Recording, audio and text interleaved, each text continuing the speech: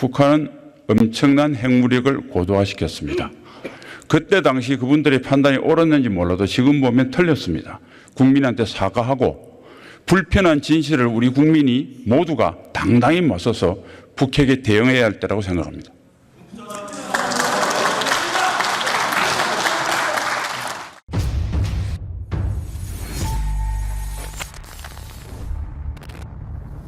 지난 6월 4일자로 우리 9.19 군사합의가 효력 정지됐습니다. 민주당은 이에 대해서 한반도 평화에 대한 사망선고라고 비판하면서 이 협의의 복원을 주장하고 있는데 군사합의 효력 정지가 우리 정부 탓입니까? 아닙니다. 북한 탓입니다. 북한은 9.19 합의 이후에도 직접 합의 있은 지 1년 후인 2019년 11월에 장린도 포격을 김정은이 직접 지시했습니다. 나와서. 그리고 그런 직접 도발을 20여회 했고 그다음에 9.19 합의에 명시적으로 포문 개방을 위반할 조항이 있는데 그것을 위반했습니다. 그래서 한 4,000회 의원님 PPT를 보니까 3,600회가 되어 있는데 그 연말을 부르고요. 현재 6월 4일까지 4,050회 정도를 위반한 것으로 저희들은 파악하고 있습니다. 합의를 무수히 위반한 것은 북한입니다. 그리고 애초에 이제 군사 합의 자체가 굉장히 좀 불합리한 우리 군의 불합리한 굉장히 어떻게 보면 족쇄를 치우는 그런 조약이다 이런 지적들이 많았는데 구체적으로 어떤 문제들이 있었습니까? 네, 2018년 9월 19일 맺어진 9.19 남북 군사 합의서는 북한에는 일방적으로 유리하고 대한민국은 일방적으로 불리합니다. 먼저 군사력 균형 면에서 우리 재래식 전력의 경우에는 북한은 양적으로 우위에 있습니다. 그런데 거기에 상시하기 위해서 우리가 질적 우위의 군사력을 가지고 있습니다.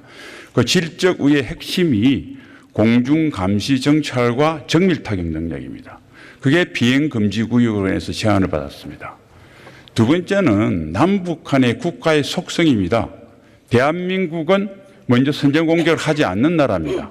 한미연합 방위체제는 외국의 침략이 있을 때 적용되는 방어 동맹입니다. 반면 북한은 6.25 전쟁을 포함해서 3,120여의 도발을 계획적인 도발을 했습니다. 동물로 비교하면 북한은 육식 동물입니다. 대한민국은 상대 동물을 공격하지 않는 초식 동물입니다.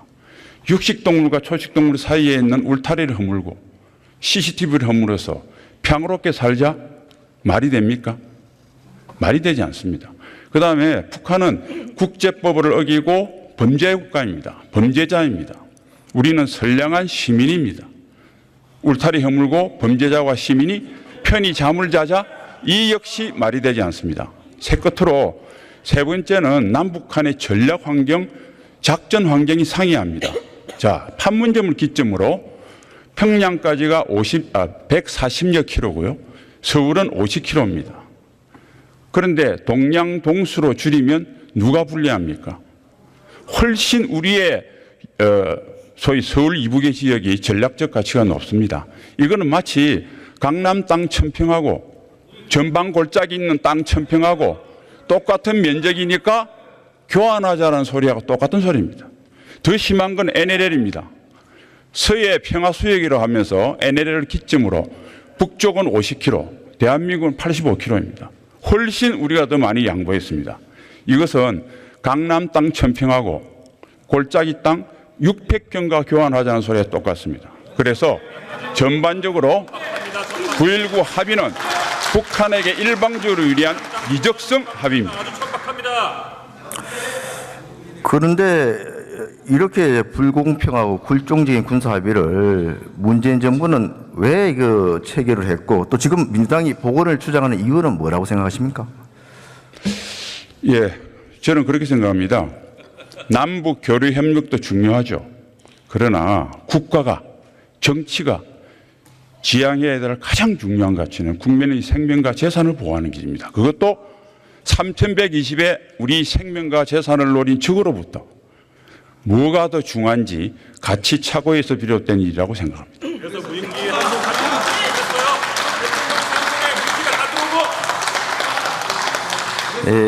민주당 정권의 오판은 또 있습니다. 북한의 핵 위협에 대한 오판입니다. 지금 국제사회는 점점 북한을 사실상 핵 보유국으로 인정하는 추세인데 여기에 동의하십니까?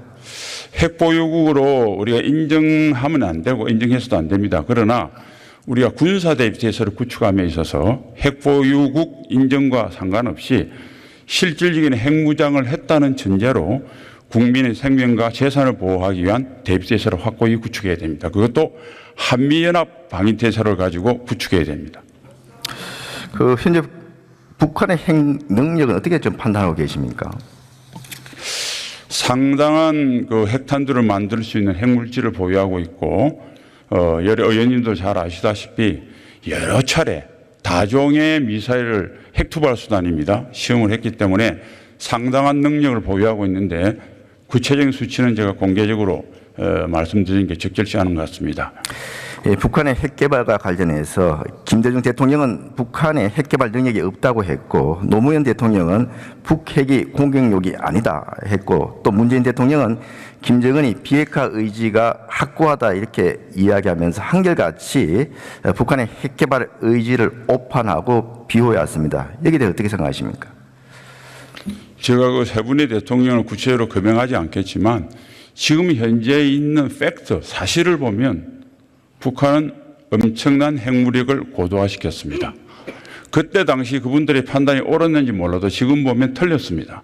국민한테 사과하고 불편한 진실을 우리 국민이 모두가 당당히 맞서서 북핵에 대응해야 할 때라고 생각합니다.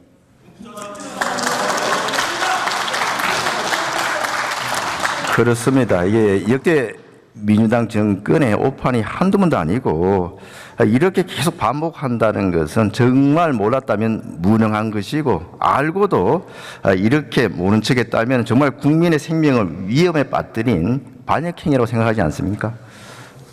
네, 의원님 질문하셨으니까 이번 기회에 온 국민이 우리가 오늘 밤에 단잠을 위해서 불편한 진실을 외면해서는 안 된다고 생각합니다. 부디 오늘 하룻밤의 단잠과 미래의 긴 악몽을 교환하지 않았으면 합니다.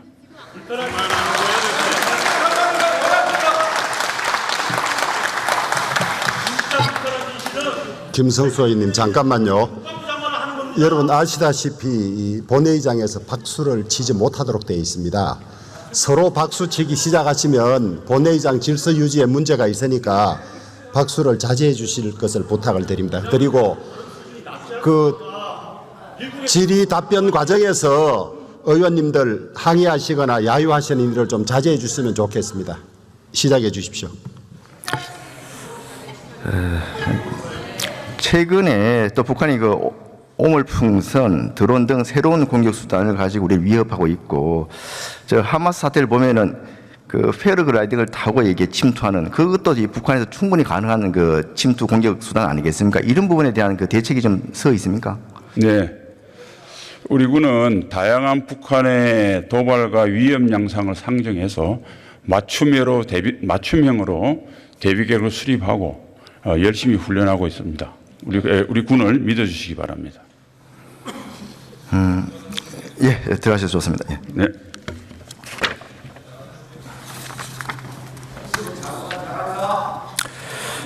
총리님 또 잠깐 나와주시겠습니까?